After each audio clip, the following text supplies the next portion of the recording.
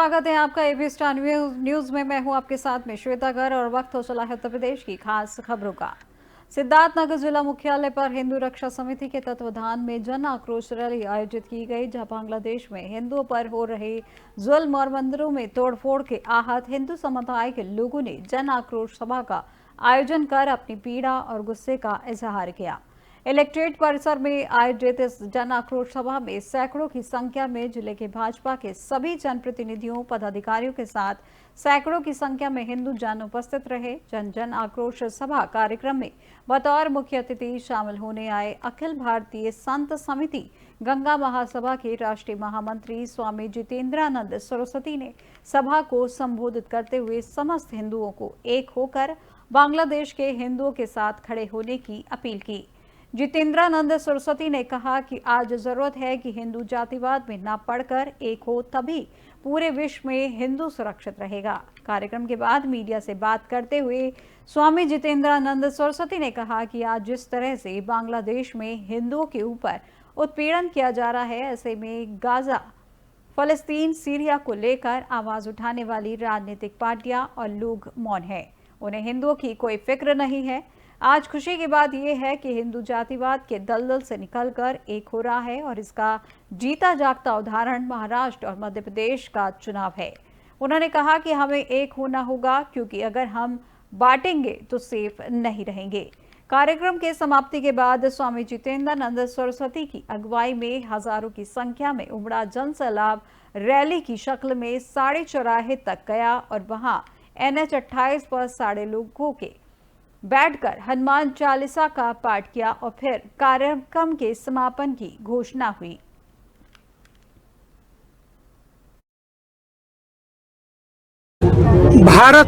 भारतीयता और हिंदुत्व के प्रति अंतर्राष्ट्रीय षड्यंत्रों में जो शामिल लोग हैं, उसमें से एक बड़ी मात्रा भारत की धरती पर भी ऐसे लोग हैं। और बांग्लादेश सिर्फ एक लक्षण है, रोग नहीं है संपूर्ण। पहले भी ऐसी घटनाएं हुई, लेकिन भारत में हिंदुत्व सशक्त नहीं था, इसलिए उन घटनाओं का प्रतिकार नहीं हुआ।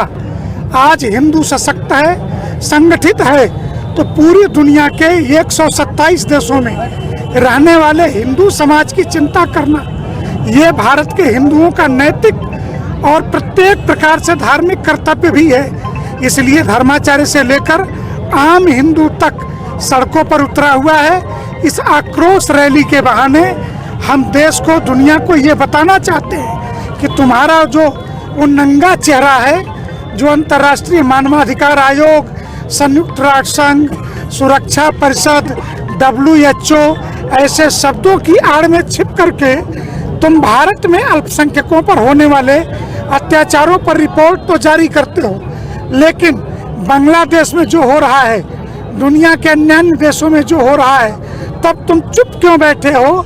ये तुम्हारा दोगलापन है। भारतीयता और हिंदुत्व के प्रति अंतर्राष्ट्रीय खबर मेरठ से है, जहां थाना लोहिया नगर थाने के कैपिटल हॉस्पिटल में देर शाम को लिफ्ट का बैंड टूटने से एक बड़ा हादसा हो गया, जहां हादसे में गर्भवती महिला की मौके पर ही मौत हो गई, जबकि अन्य लोग गंभीर रूप से घायल हो गए हैं। घटना की जानकारी मिलते ही तीमारदार लिफ्ट के पास आ गए और चिल्लाने लगे, जिसके बाद अस्पताल की टेक्निकल टीम भी मौके पर आ गई और कड़ी मशक्कत के बाद लोगों को लिफ्ट से बाहर निकाला गया। महिला की मौत से गुस्साए परिजनों ने अस्पताल के शीशे तोड़ डाले और अस्पताल प्रबंधन के खिलाफ जमकर हंगामा किया। बताया जा रहा है कि कैपिटल हॉस्पिटल के लिफ्ट से गर्भवती महिला को नीचे ले जाया जा रहा था, जहां लिफ्ट में उसके साथ एक डॉक्टर और 2 अन्य मरीज भी शामिल थे। जैसे ही लिफ्ट ग्राउंड फ्लोर के नीचे जाने लगी, उसका बैंड टूट गया, जहां पलक झपकते ही लिफ्ट नीचे आकर गिर गई, जिसके चलते महिला की गर्दन लिफ्ट में ही फंस गई और उसकी मौके पर ही मौत हो गई। महिला के साथ मौजूद 3 अन्य लोगों को मामूली चोटें आई हैं। वहीं लिफ्ट गिरने की आवाज सुनकर अस्पताल के स्टाफ के लोग घबरा गए। पहले तो समझाते रहे ऐसा कुछ नहीं हुआ है, लेकिन पता चलते ही मरीजों को छोड़कर सभी तीमारदार भाग खड़े हुए, जबकि अस्पताल का स्टाफ और संचालक भी भाग निकला। जिसके बाद तीमारदारों ने अस्पताल में तोड़फोड़ कर डाली, यहां तक कि अस्पताल के गार्ड भी भाग निकले, जहां देखते ही देखते पूरा अस्पताल खाली हो गया। अस्पताल में एक डॉक्टर तक नहीं रुका, वहीं जानकारी मिलते ही पुलिस की टीम मौके पर पहुंची और हंगामे कर रहे लोगों को शांत कराया।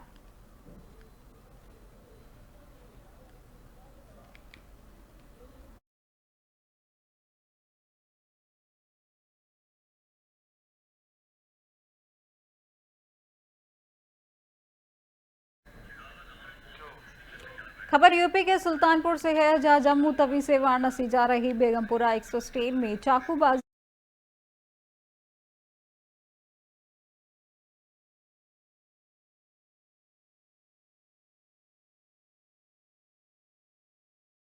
घायलों को सुल्तानपुर मेडिकल कॉलेज सहित अन्य अस्पतालों में दाखिल कराया गया है, जहां जीआरपी सुल्तानपुर मुकदमा दर्ज करने की तैयारी कर रही है। बताया जा रहा है कि बेगमपुरा एक्सप्रेस जम्मू तवी से वाराणसी की तरफ जा रही थी, जहां जगदीशपुर स्टेशन के निकट जनरल कोच में अचानक सीट को लेकर मारपीट शुरू हो गई। इसी बीच चाकूबाजी में एक व्यक्ति गंभीर रूप से घायल हो गया, जहां अज्ञात व्यक्तियों द्वारा दी गई सूचना पर राजकीय रेलवे पुलिस सुल्तानपुर सक्रिय हुई और थाना अध्यक्ष की तरफ से फोर्स मौके पर भेजी गई। घटना में तौहीद निवासी मदकियन की मौके पर मौत हो गई है, जहां अन्य घायलों को निहालगढ़ रेलवे स्टेशन से लखनऊ ट्रामा सेंटर के लिए भेज दिया गया है। घटना के बाद रेलवे सुरक्षा बल और राज्य की रेलवे पुलिस के जवान स्टेशन पर अलर्ट पोजीशन में तैनात हैं। वहीं आरोपी पवन, सुजीत, दीपक और मिथुन को गिरफ्तार कर लिया गया है। राजकीय रेलवे पुलिस मुकदमा दर्ज करने की कार्रवाई शुरू कर रही है। अभी तक जो प्राप्त सूचना के अनुसार जनपद अमेठी के थाना निहालगढ़ रेलवे स्टेशन पे बेगमपुरा एक्सप्रेस ट्रेन खड़ी थी, जो जम्मू तवी से वाराणसी जा रही थी। उसके यात्रियों की कुछ कहा सुनी थी। उसके बाद उन्होंने उतर करके यहाँ पर उनके बीच में लड़ाई झगड़ा हुआ, जिसमें से एक व्यक्ति की चोट लगने का मृत्यु हो गई है। इस झगड़े में जितने भी अन्य लोग थे उसको गिरफ्तार कर लिया गया है और जांच पड़ताल कर साक्ष्यों के आधार पर अग्रिम विधिक कार्रवाई की जा रही है। कितने लोग गिरफ्तार हुए हैं सर? अभी तक 4 लोगों को हिरासत में 4 लोग हिरासत में लिए गए। उन लोगों को कुछ चोटें हैं क्या सर, जो लोग पकड़े गए हैं? अभी सबका मेडिकल कराया जा रहा है और जो भी साक्ष्यों के आधार पर जो तथ्य सामने आएंगे उसके हिसाब से विधिक कार्रवाई की जाएगी। अभी तक सहारनपुर विनोद हत्याकांड का पुलिस ने खुलासा करते हुए आरोपी को गिरफ्तार कर लिया गया है, जो उसने पूछताछ में बताया कि शराब के नशे में गाली देने पर सब्जी काटने के चाकू से विनोद पर हमला कर दिया। घायल की उपचार के दौरान मौत हो गई थी। दरअसल थाना सरसावा क्षेत्र के गांव गोविंदपुर में जल जीवन मिशन के तहत ओवरहेड टैंक का निर्माण हो रहा है, जहां ठेका बदायूं के थाना दाताकंज के गाँव अंगदपुर निवासी प्रवेश के पास है, जहां प्रवेश के साथ उसके गांव के ही विनोद और बादाम सिंह भी काम कर रहे थे। जहां प्रवेश ने 22 नवंबर को सरसावा थाने पर रिपोर्ट दर्ज कराई थी कि बादाम सिंह ने 18 नवंबर को विनोद को चाकू मारकर घायल कर दिया। विनोद को मुरादाबाद के एक अस्पताल में भर्ती कराया गया था, जहां 24 नवंबर को उसकी मौत हो गई। पुलिस ने मामले को हत्या की धाराओं में बदल दिया था, जहां देर शाम आरोपी बादाम सिंह पुत्र ब्रिजपाल को गांव गोविंदपुर के पास से गिरफ्तार कर लिया गया है।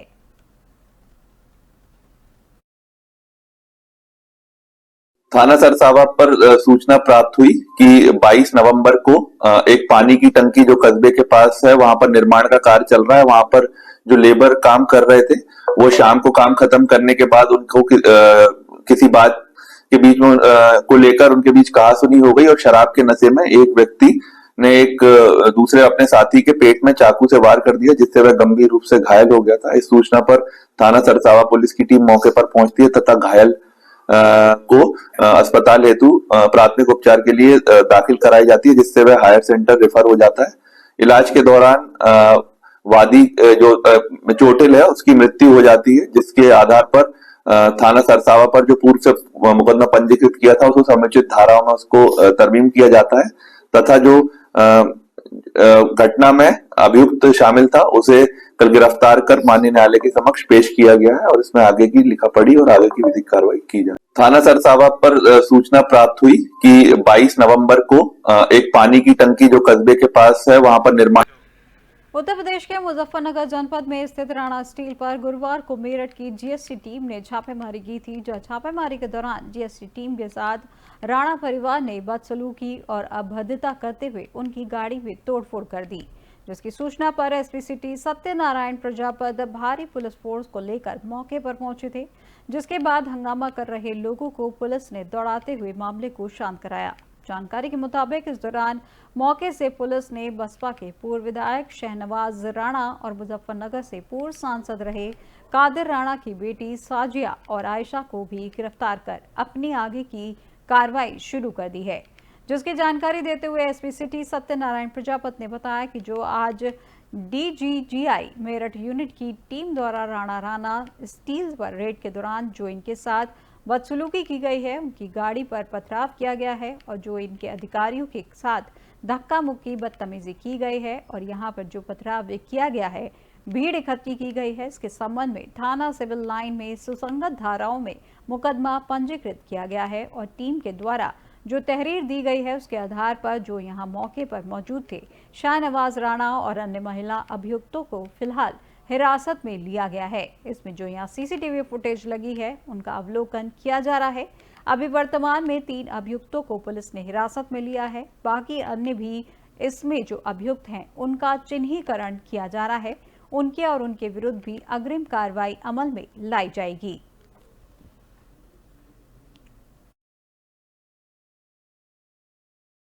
जो आज डीजीजीआई मेरठ यूनिट की टीम द्वारा राणा स्टील्स की फैक्ट्री पर रेड के दौरान जो इनके साथ बदसलूकी की गई, इनकी गाड़ी पर पथराव किया गया और जो इनके अधिकारियों के साथ धक्का मुक्की बदतमीजी की गई और यहाँ पे जो पथराव किया गया, भीड़ इकट्ठी की गई, इसके संबंध में थाना सिविल लाइन पर सुसंगत धाराओं में मुकदमा पंजीकृत किया गया है और जो टीम के द्वारा तहरीर दी गई है उसके आधार पर जो यहाँ पे मौके पे मौजूद थे शाहनवाज राणा और 2 अन्य महिला अभियुक्तों को अभी फिलहाल हिरासत में लिया गया है। इसमें जो यहाँ पे सीसीटीवी फुटेज लगे हैं उनका अवलोकन किया जा रहा है। उनसे जो पूरा इंसिडेंट हुआ उसमें किस किस के द्वारा किस किस तरीके से कृत्य किया गया है उसकी पहचान की जा रही है और इसमें जो बाकी अन्य अभियुक्त हैं उनके भी नाम प्रकाश में लाए जाएंगे और उनकी भी अरेस्टिंग की जाएगी। पूर्व विधायक शाहनवाज राणा के सहित 2 महिलाएं भी हिरासत में ली गई है।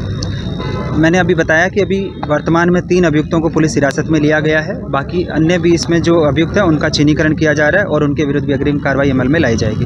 जो आज डीजी खबर फर्रुखाबाद से है, जब बाबरी मस्जिद की बरसी को लेकर एसडीएम सदर की अध्यक्षता में पीस कमेटी की बैठक की गई, जिसमें प्रशासन ने सभी से शांति बनाए रखने की अपील की। यह बैठक 6 दिसंबर को लेकर एसडीएम सदर रजनीकांत व सीओ अमृतपुर रविन्द्रनाथ राय की मौजूदगी में संपन्न की गई।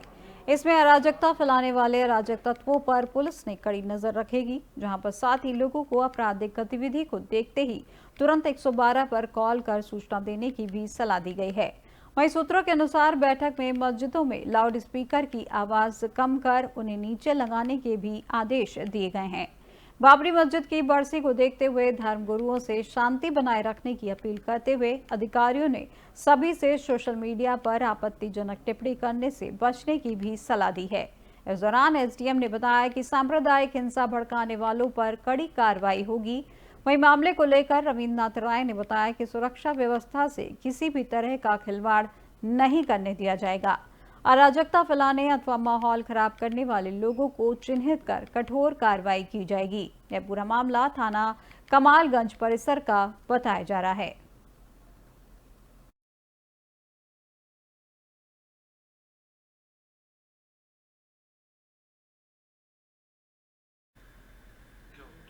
खबर बदायूं के बिलसी जिले से है, जहां पर परिवहन मंत्री दयाशंकर सिंह पहुंची हैं, जिनका फूल मालाओं व स्मृति चिन्ह देकर जनप्रतिनिधियों व कार्यकर्ताओं द्वारा स्वागत किया गया। परिवहन मंत्री दयाशंकर सिंह ने बिलसी पहुंचकर रोडवेज बस स्टैंड का लोकार्पण किया, जो कि 2,25,40,000 रुपए की लागत से बनाया जा रहा है। बताया जा रहा है कि बिलसी विधायक हरीश शाक्य के अथक प्रयास से बिलसी में रोडवेज बस स्टैंड का लोकार्पण हुआ है, जहां इस दौरान पूर्व एमएलसी जितेंद्र यादव व भाजपा कार्यकर्ता एवं परिवहन विभाग के अधिकारी भी मौजूद रहे।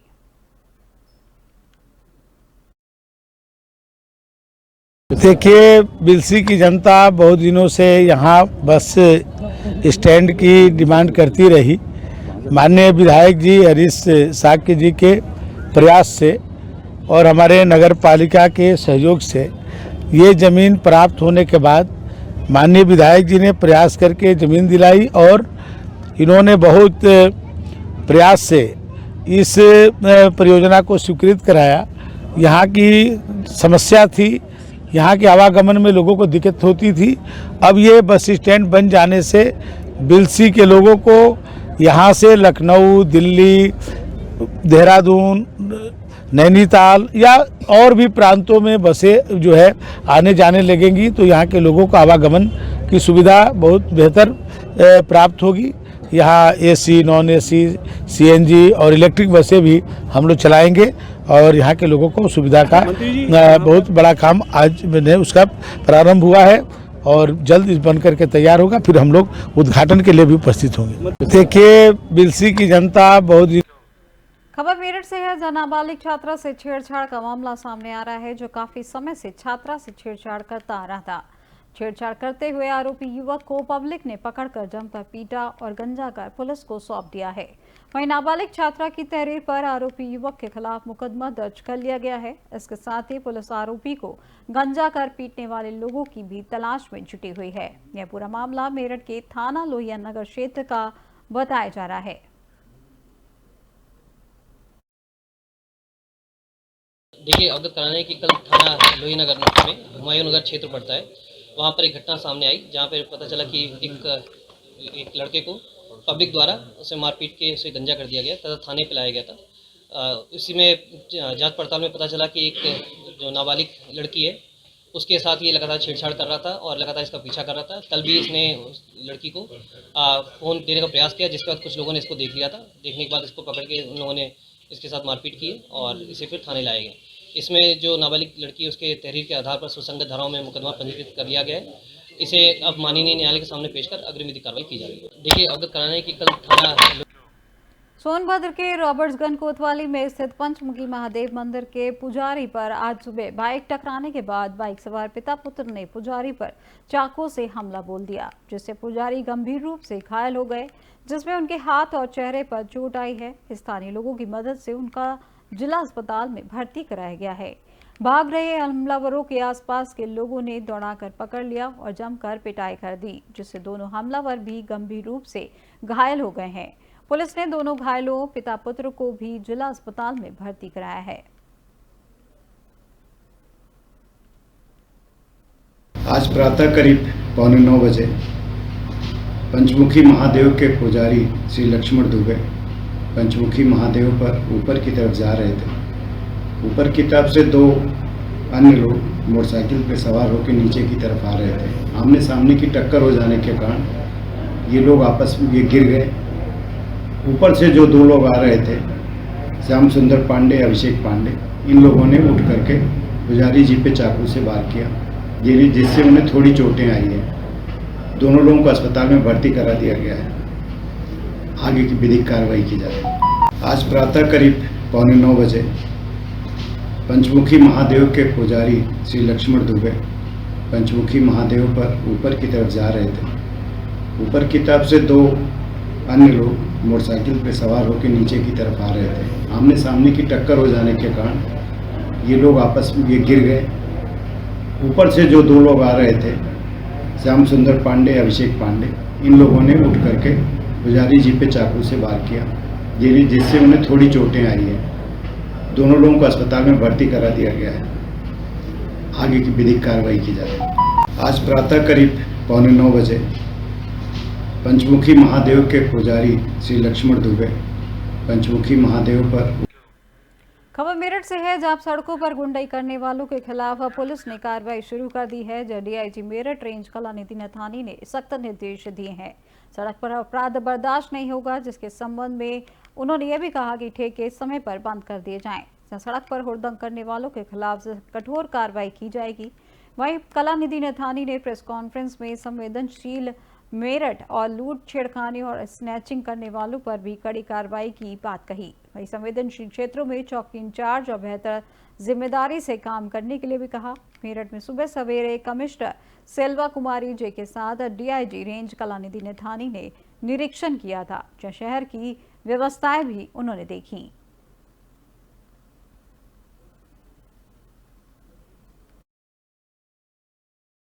मेरठ में आज सभी थाना प्रभारी और राजपत्रित अधिकारियों के साथ एक समीक्षा बैठक की गई और एक इंट्रोडक्टरी बैठक भी की गई है। सभी क्षेत्रों का उनका क्या विशेष प्रॉब्लम है, थानावार और सर्कलवार उसका संबंध में विस्तृत चर्चा की गई। कुल मिलाकर के ये संवेदनशील जनपद है और यहाँ खास तौर से कानून व्यवस्था के दृष्टिगत खास तौर से उसमें भी जातीय और सांप्रदायिक इसके लिए बता दिया गया है कि उसके लिए विशेष सजगता बरतें। यदि कोई सूचना आती है तो तुरंत उसका आदान प्रदान हो। सिर्फ चौकी इंचार्ज अपने अकेले से उसको हैंडल ना करें और जो पर्यवेक्षणीय अधिकारी हैं वो भी उसको हैंडल करें।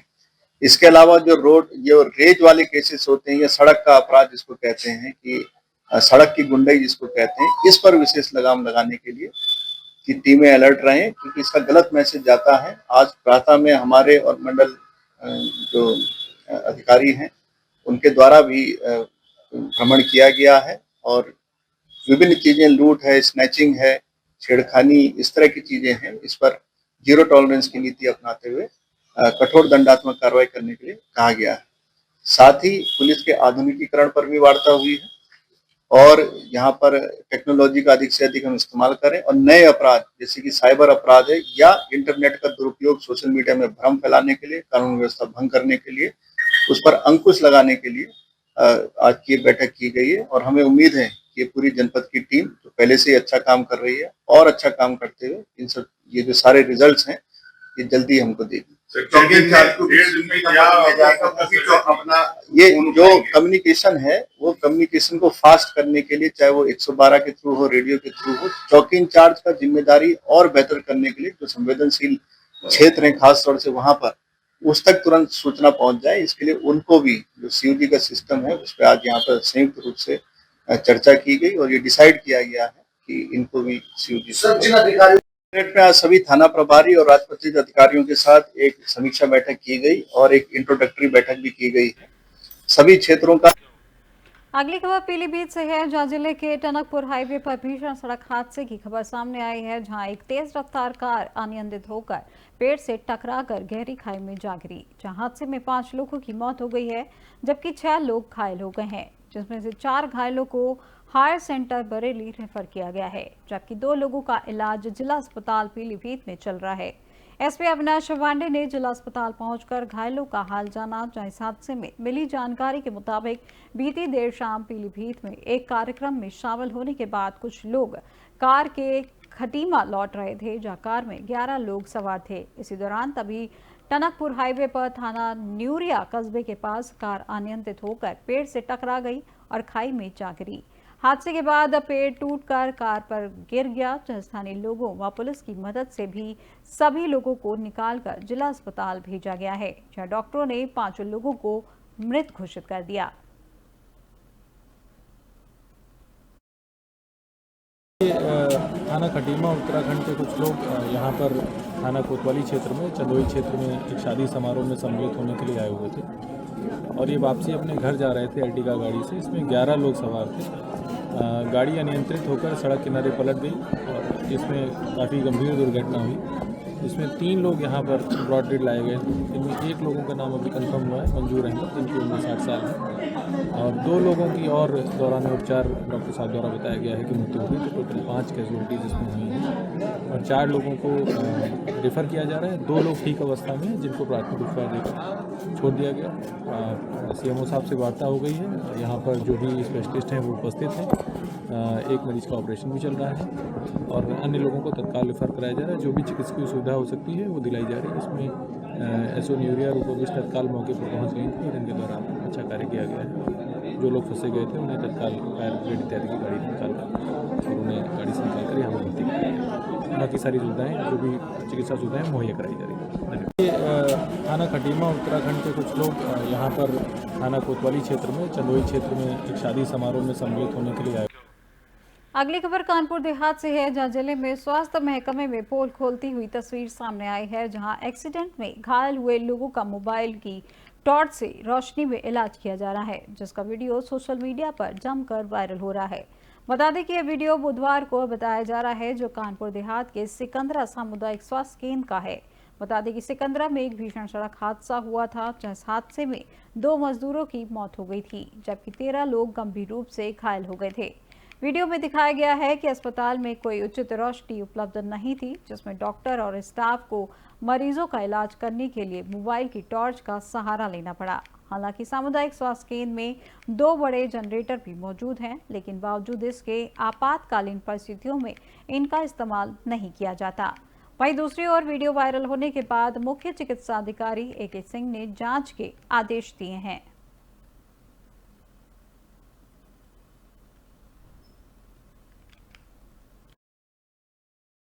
देखिए अभी हमारी जो है हमारे पास ये संज्ञान में आया था सामुदायिक स्वास्थ्य केंद्र सिकंदरा में जो है एक इस तरह से वीडियो जो वायरल हुआ है, हमने अधीक्षक से बात की तो ये बताया गया है कि वहाँ पे सिकंदरा में जो बिजली विभाग का कुछ लाइन का रिपेयरिंग हो रहा है, उसमें ट्रांसफार्मर बदले जा रहे हैं बड़े लेवल पे, तो वहाँ 6-6, 8-8 घंटे लाइट कट रही है। तो हालांकि यहाँ पे जो सिकंदरा हमारा सामुदायिक स्वास्थ्य केंद्र है, वहाँ पे 2-2 जनरेटर है, 62 kVA का जनरेटर वहाँ पर उपलब्ध है, 10 kVA का भी एक जनरेटर उपलब्ध है और पर्याप्त मात्रा में इन्वर्टर भी इमरजेंसी में और लेबर रूम में OPD के आसपास है।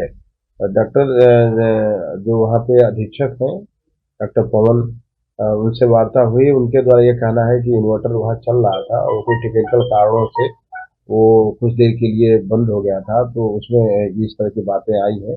उसको तत्काल ठीक कराने के निर्देश दिए गए थे और वो ठीक भी हो गया था। जो मेजर प्रॉब्लम आई है चूँकि वो बाहर रिपेयर हो रहा है, बिजली विभाग द्वारा 8-8 घंटा लाइट की कटौती करके लाइन ठीक की जा रही है। और देखिए अभी हमारी जो है हमारे पास ये संज्ञान में आया था सामुदायिक स्वास्थ्य केंद्र सिकंदरा में जो है एक इस तरह से वीडियो जो वायरल हुआ है। अगली खबर जालौन से है, जहाँ जिले पे दोहरे हत्या की सनसनीखेज वारदात सामने आई है, जब पत्नी और उसके प्रेमी को आपत्तिजनक हालत में देखकर पति ने दोनों की बेरहमी से कुल्हाड़ी से काटकर हत्या कर दी और वारदात को अंजाम देने के बाद आरोपी मौके से फरार हो गया। इस घटना की जानकारी जैसे ही ग्रामीणों को हुई, गांव में हड़कंप मच गया है और जघन्य हत्याकांड की जानकारी तत्काल पुलिस को दी गई। जानकारी मिलते ही स्थानीय पुलिस मौके पर पहुंची, जिन्होंने मामले की जांच करने के बाद दोनों के शव को कब्जे में लेकर पोस्टमार्टम के लिए भेज दिया है। बता दें कि घटना जालौन के सिरसा कलार थाना क्षेत्र के ग्राम टिकरी का है, जहां यहां के रहने वाले कुंवर सिंह ने अपनी पत्नी आरती उम्र 32 वर्ष और उसके प्रेमी छविनाथ उर्फ छक्की उम्र 40 वर्ष निवासी टिकावली की कुल्हाड़ी से काटकर बेरहमी से हत्या कर दी। इस वारदात को देर रात को अंजाम दिया गया। आज दिनांक 5/6/12/2024 को रात्रि में थाना सिरसा कलार के गांव टिकरी मुस्तकीम में कुंवर सिंह पुत्र घनश्याम उम्र 28 वर्ष ने अपने ही घर में अपनी पत्नी व उसके प्रेमी की हत्या कर दी है। दोनों के शवों को बाद फील्ड यूनिट FSL व पंचनामा के पोस्टमार्टम हेतु भेज दिया गया है। अभियुक्त को हिरासत में ले लिया गया है तथा पूछताछ। उत्तर प्रदेश की अब तक की खबरों में फिलहाल बस इतना ही और देश दुनिया की तमाम जानकारी के लिए देखते रहिए AB स्टार न्यूज। नमस्कार।